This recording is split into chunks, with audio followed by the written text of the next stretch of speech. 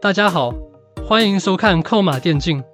去年 LOL 的国际性赛事，除了拳头官方的 MSI 和 S 赛之外，还有亚运会。遗憾的是 ，LPL 组建的国家队未能拿下金牌，在半决赛就输给韩国队，最终只拿到了第3名。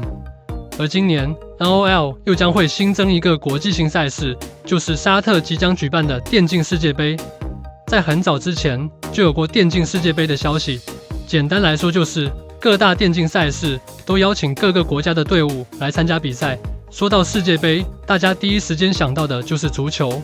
足球世界杯可以说是体育项目里面含金量最高的一个赛事，参赛战队都是国家队的形式。因此，关于电竞世界杯，很多观众期待的也是国家队的形式。但是这次的电竞世界杯并非如此。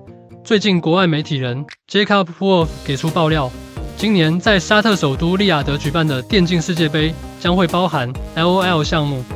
而利雅得本次举办的电竞世界杯赛事前身是2023年的 Gamers 8电竞赛事。Jacob Wolf 爆料 ，LOL 项目的世界杯规则是每个赛区派出2支战队参加比赛，拳头将不会自己决定各大赛区的参赛队伍。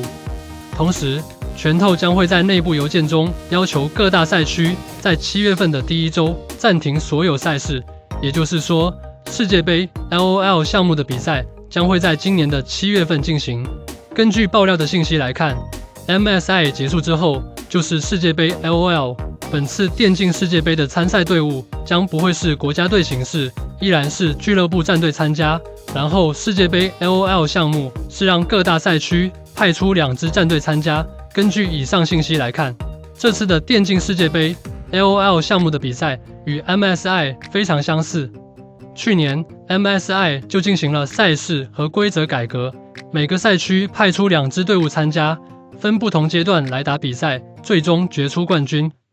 MSI 举办的时间是在5月份，而世界杯 LOL 项目是7月份，因此很可能会出现的一种情况就是参加 MSI 的队伍再一次在7月份打一次世界杯 LOL， 熟悉的对手再打一次，到时候无非就是2种剧本，要么是 MSI 拿下冠军又拿下世界杯冠军，要么是 MSI 冠军却没拿到世界杯冠军，被对手完成复仇，也有可能都没拿到。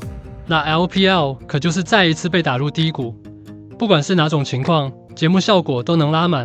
到时候关于 MSI 和世界杯的含金量讨论会非常多。如果 MSI 和世界杯冠军是同一支战队的话，那支战队所在赛区的粉丝就可以起脸输出另一个赛区。如果不是的话，大家就等着在论坛上疯狂吵架兑现吧。然后是奖金方面，这个电竞世界杯的前身，也就是 Gamers 8，各个项目总奖金池高达4500万美元。Dota 2项目就高达1500万美元。对比之下，去年 S13 全球总决赛的总奖池仅为222万美元。即使 LOL 项目奖金低一些，也足以秒杀 S 赛奖金。因此，个人认为这次的电竞世界杯赛事，其主要含金量就在奖金上。拿到冠军的战队可以拿到 S 赛世界冠军都拿不到的大笔奖金，就这一点，能帮助俱乐部和选手多赚不少钱。俱乐部和选手肯定是会非常重视的，到时候就看春季赛谁能拿到前2了。还有一点就是，赛事要求每个赛区派出2支队伍，但拳头不管，也就是说，赛区进行内部选拔。拳头官方的规则是春季赛前2参加 MSI， 但世界杯没有这个规则，不知道到时候各大赛区是否还会进行新一轮的选拔。个人认为，即使拳头不管这个事情，到时候各大赛区应该也会派出春季赛排名前2的队伍。当然，如果说前2的队伍在 MSI 表现很差，也不排除换队伍参加的可能性。好了，以上就是本期的全部内容。你觉得电竞世界杯的含金量能超越 S 赛吗？大家有什么想说的？欢迎在下面的评论区交流讨论，我会去挨个查看。感谢老爷收看，欢迎点击订阅，我们下期再见。